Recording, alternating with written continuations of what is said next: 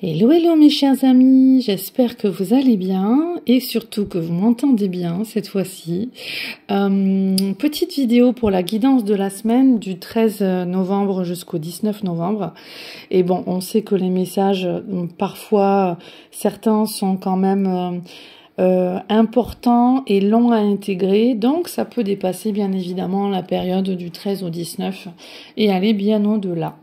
On va commencer directement, j'ai pile un quart d'heure devant moi pour vous faire une petite guidance de la semaine. On va la faire en live ensemble et on va demander à tous nos anges d'amour, ben voilà, un message pour la semaine et ce sera 2 messages que nous allons découvrir ensemble. Ne te laisse pas aveugler. Intéressant ce titre, plus de discernement donc. Tu t'es peut-être laissé prendre à des apparences brillantes qui t'ont fait rêver, t'ont enivré.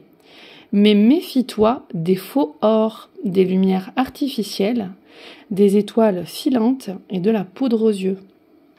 Et méfie-toi aussi de ton ego qui sait si bien t'induire en erreur.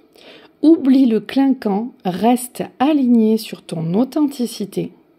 Recentre-toi. Ne vends pas ton âme à des diables enjôleurs. Reconnecte-toi plutôt à ce qui a le plus de sens et de valeur à tes yeux. Là, je sens une importance dans ce message.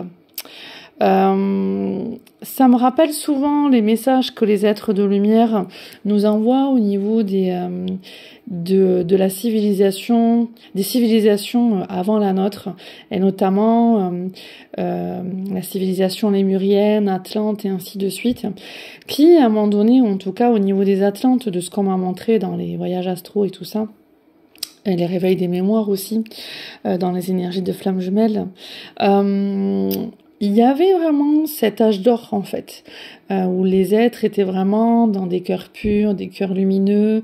Ils étaient vraiment dans un monde aussi très connecté à la nature, mais au minéral, aux animaux. Il y avait vraiment beaucoup de sagesse, leur vibration était beaucoup plus élevée. Et à un moment donné, ça a commencé en fait à chavirer avec davantage d'ego, davantage de pouvoir, davantage de superficialité. Et les guides, toutes ces dernières années, m'envoient au sujet de l'évolution collective, beaucoup de messages en ce sens, en disant que on retombe dans les pièges superficiels que l'on a connus dans notamment cette période au niveau de l'Atlante, où on a évolué et où en fait l'ego, on s'est laissé avoir par les apparences, par l'ego et sa superficialité. Voilà.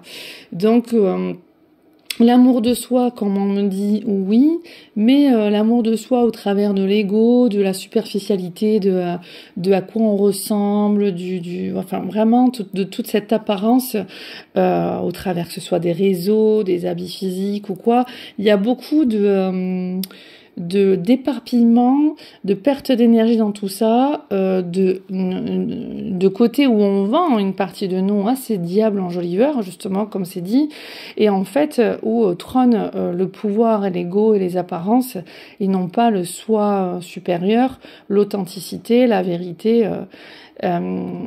Donc, à faire attention, là je dis vite fait sur ce plan, ce côté superficiel, mais il y a beaucoup d'autres pièges dans notre civilisation à cette heure-ci qui nous font chavirer, et on voit bien que les clans c'est pas les clans, en tout cas qu'il y a des grands clivages de plus en plus dans la société, et que les extrêmes en fait sont de plus en plus visibles. Et ça correspond aussi à ce qu'on m'avait dit dans les années 2007-2008, où on m'avait expliqué que 2013-2014, il y allait y avoir des nouvelles énergies, 13, 14, 15, notamment au niveau des couples, nouvelles femmes, nouvel homme, nouveaux couples. Et on m'avait montré à partir de 2017 l'entrée dans un nouveau cycle, dans quelque chose de plus sombre, plus difficile, plus noir, et en fait on y est dans ce nouveau cycle. Comme je l'avais expliqué sur des vieilles vidéos, il y a quelques années, où j'expliquais qu'on rentrait dans un cycle apocalyptique, comme dans la prophétie de Saint Jean, et que le mot apocalypse signifie aussi révélation, révéler la lumière aussi. Donc, révélons notre propre lumière et retouchons à notre authenticité, notre vérité, et en voyant clair en fait sur les gens, les situations et sur nous-mêmes aussi, puisque le premier piège pour l'être humain, c'est vraiment le déni. Moi, c'est ce que je remarque à chaque fois, que ce soit dans les consultations ou même avec l'entourage, quand on discute ou quoi, mais souvent la plus grande difficulté que l'on a, c'est de voir en nous-mêmes. Donc on a ce déni qui est là propre à l'ego, qui nous empêche d'aller nous remettre en question ou creuser à l'intérieur de nous.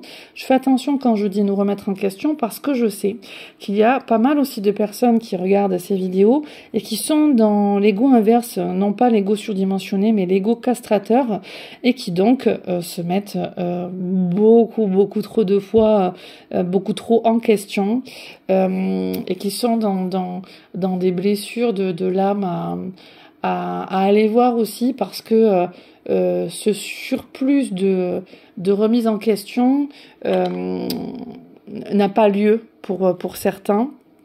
Donc toujours, tout est une question d'équilibre. Excusez-moi si je bafouille par moment. J'avoue que je suis fatiguée, mais là je ris assez nerveusement. Je suis fatiguée, on est lundi, non pas de cette journée, mais depuis le week-end, pas qui est passé, le week-end d'avant. Je n'arrête pas tous les jours avec un rythme intensif à tenir. Et d'ailleurs, je m'excuse pour les demandes de rendez-vous. Je suis un peu en retard, mais ça vient. Je vous réponds au fur et à mesure. Je vous embrasse, en tout cas, je pense fort à vous, mais voilà, j'essaie de faire au mieux. Alors, du coup, excusez-moi, c'était la petite parenthèse. Je vais essayer de m'appliquer à mieux formuler mes phrases. On n'est que lundi, je vous dis pas vendredi dans quel... C'est nerveux, excusez-moi. Dans quel état je vais être, sachant que je bosse samedi et dimanche aussi. Waouh. Allez, j'arrête. On y va, on continue. Alors, le deuxième message est négocie. Ah, ça c'est intéressant. Ne te laisse pas aveugler, négocie. Donc là, il y a des personnes qui sont dans des périodes de vie importantes. Alors, le message est le suivant. La diplomatie est de mise. Favorise tes intérêts, mais trouve aussi les êtres qui te sont complémentaires. Crée tes partenariats où chacun est gagnant. Ne perds pas de vue ton objectif. Accepte simplement d'inclure l'autre dans la boucle en lui offrant une place qui puisse le satisfaire. Vérifie que les termes du marché te conviennent et marchande si ce n'est pas le cas, en n'ayant pas peur de parler d'argent. Ne lâche rien avant d'arriver au point d'équilibre. Alors ce message, il est très clair. Il peut être lu dans plein de domaines particuliers. Que ce soit des personnes qui recherchent un travail, que ce soit des personnes qui se séparent et avec qui il y a des discussions d'argent dans cette séparation de couple, que ce soit au niveau d'héritage ou autre, et que ce soit des personnes à leur compte, qui ont du mal, qui ont une mauvaise vision de l'argent et qui ont du mal à se positionner professionnellement en demandant un échange d'argent à tel prix, qui ont du mal à reconnaître leur valeur. Voilà, là il y a un nouveau positionnement à avoir, donc à travailler sur soi par rapport à ses conditionnements et ses croyances. Et les personnes justement dans leur cadre professionnel.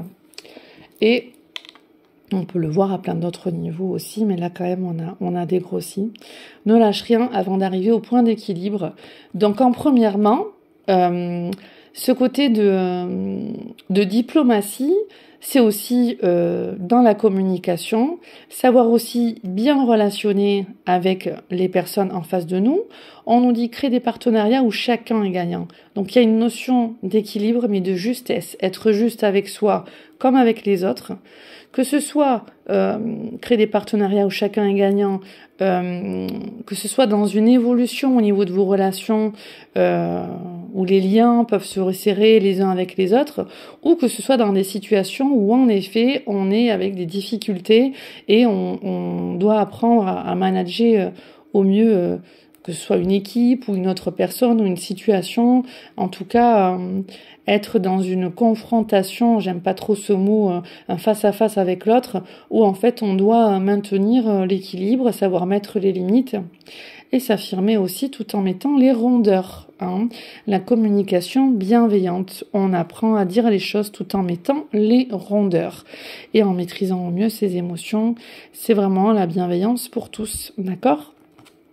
Donc ici, très intéressant ça, ne te laisse pas aveugler, va jusqu'au fond des choses, discerne, va dans le vrai et positionne-toi et amène sur la table le plan d'action correctement équilibré pour toutes les parties concernées. Ici, ce sont nos 2 premiers messages. Ok, ensuite, qu'est-ce qu'on me montre? Ah, on me fait frapper dans les mains et on me montre, ok, les messages de l'esprit. Donc, voyons au niveau de nos guides d'amour, voire même de nos ancêtres, s'il y a des petits messages. Donc, j'ai poussé ces cartes ici et on va voir le deuxième message. Enfin, troisième plutôt. Merci à toutes les forces d'amour et de lumière de nous envoyer ce message. Et on a le message, encore une fois, je crois qu'on en avait eu aussi la semaine dernière, de la gratitude. En même temps, on sait que la gratitude, c'est beau. Voilà, c'est beau dans ce que l'on dégage au niveau des émotions, des énergies. Et on sait que c'est puissant, on sait que c'est la base de tout dans notre univers. Plus on est dans la gratitude, plus on reçoit de l'univers, puisque l'univers est un écho et il répond à ce que l'on dégage.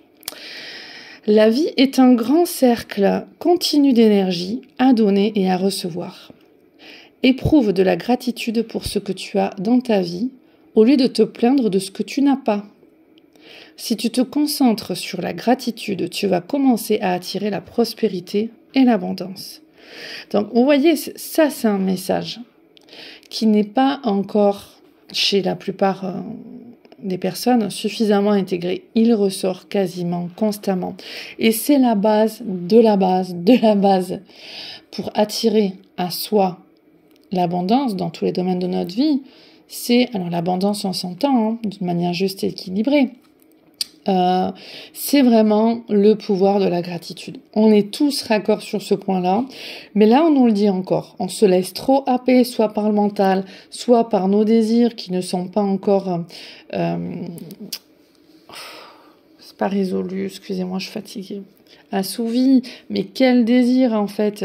Donc être vraiment dans le moment présent et déjà poser notre attention sur tout ce qui va, tout ce qui est là dans notre vie et dont on ne prend pas suffisamment conscience.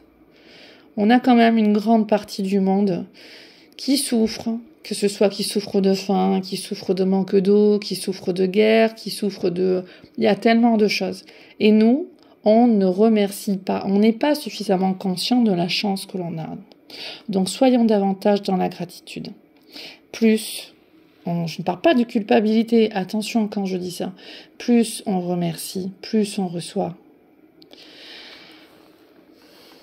Voilà pour ce troisième message. Ensuite, on me montre... Alors j'hésite, c'est lequel qu'on me montre? Oui, ok, c'est celui-là. Alors...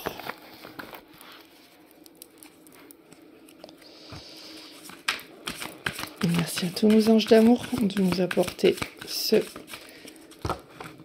dernier message, je crois que j'entends. Avant-dernier alors, parce que moi j'aimerais bien prendre une carte du petit oracle en cœur que je trouve très juste, qui s'appelle d'ailleurs le petit oracle des anges gardiens, si ça vous dit.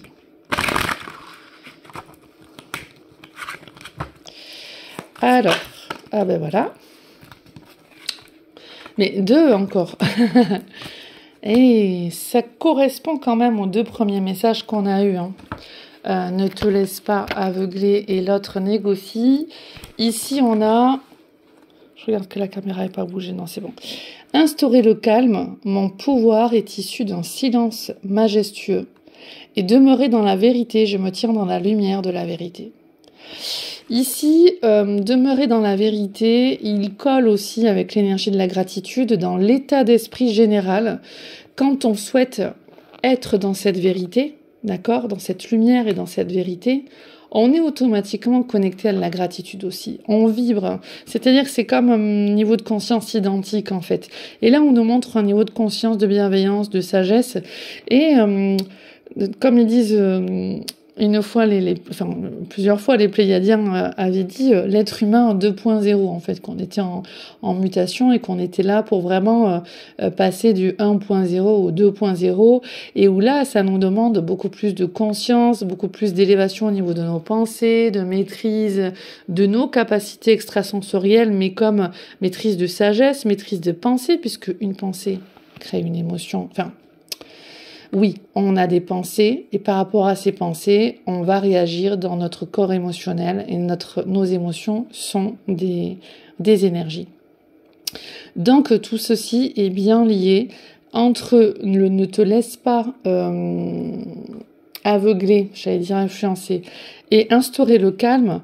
Ici, il y a quand même une maîtrise avec instaurer le calme et négocier aussi, où on nous demande aussi de prendre le temps de nous poser, de méditer, de réfléchir à ce que nous souhaitons vivre, aux défis auxquels nous devons faire face, que ce soit relationnel ou par rapport à des situations de vie ou autres, professionnelles ou autres. Mais il y a vraiment ici, vous voyez, sur ces 3 photos, les 3 personnages ont les yeux fermés. Donc il y a ce monde intérieur où on nous demande de calmer notre monde intérieur, de suivre notre intuition, de savoir aussi bien poser les émotions et bien avoir une intelligence intérieure, un côté mental posé. Le mental est posé, le mental au calme. Et ici, on va réfléchir aussi d'une manière réfléchie, justement. Alors là, j'ai une dame qui me dit, une dame dans les êtres de lumière, je sens l'énergie de Marie-Madeleine, en dehors du drame, en fait, elle me dit. En dehors de l'événement qui est vécu, qui est à vivre, pour justement apaiser son être et pouvoir penser au mieux à ce que l'on peut dire dans telle situation, ce que l'on peut poser comme action. Et ça, c'est bon pour chacun d'entre nous, on le dit, à un niveau différent. L'enseignement, il est profond dans l'art de la communication intérieure puis extérieure, on me dit. Communication avec soi d'abord. Je vais même poser ces cartes comme cela. Voilà, et je vais prendre alors un petit dernier message, puisque un guide m'avait dit le dernier. Celle-là, elle ne va pas tenir. Si, elle va tenir. Allez. Et donc, mon petit oracle que j'aime bien. Et ici, on a courage. Ose être différent, ose faire des erreurs. Agis, car c'est dans la création que tu existes. Dans ce monde peuplé de rêves, qui est le résultat de l'amour éternel. Tu fais partie de la création. Tout est possible. Va de l'avant et fais-toi confiance, car c'est seulement en ayant confiance en toi que tu pourras être honnête avec les autres. Je vous embrasse, on vient de rentrer à la maison, donc je ne suis plus toute seule, je dois vous laisser. Timing parfait, voilà, je vous fais un gros bisou et je vous laisse réfléchir sur ce dernier message. À bientôt, belle semaine à vous.